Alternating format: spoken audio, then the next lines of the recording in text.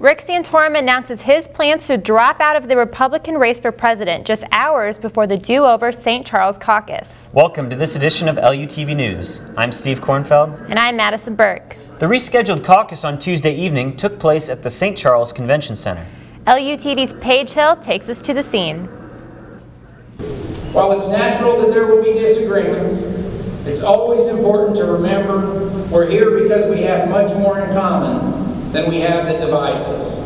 Tuesday evening was round two for the St. Charles County Republicans to close out their caucus.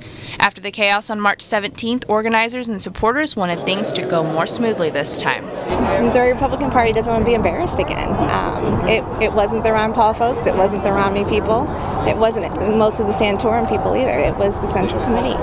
And what they did was wrong, they didn't go by the rules, and it's not going to happen this time. The party's going to do it right.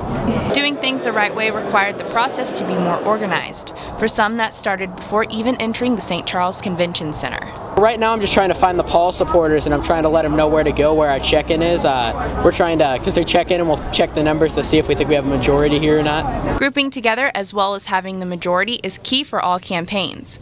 Romney supporter Jennifer Meyer also felt there might be supporters from another campaign changing their alliances. Yeah, as of 3 hours ago, the game has changed, so I am very excited and confident. The change Meyer is speaking of is Rick Santorum's decision to drop out of the race the day of the St. Charles Caucus. That decision would drastically alter the night's end results. We're inside the exhibit hall and minutes away from the caucus beginning. Tonight, the St. Charles County Republicans are going to elect a caucus chair and select 147 delegates split between 2 congressional districts. Once voting was underway, the tension in the room was inevitable. After almost 5 hours of voting, it was clear that supporters of U.S. Representative Ron Paul had taken control of the room.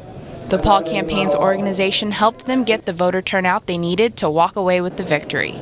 For LUTV News, I'm Paige Hill.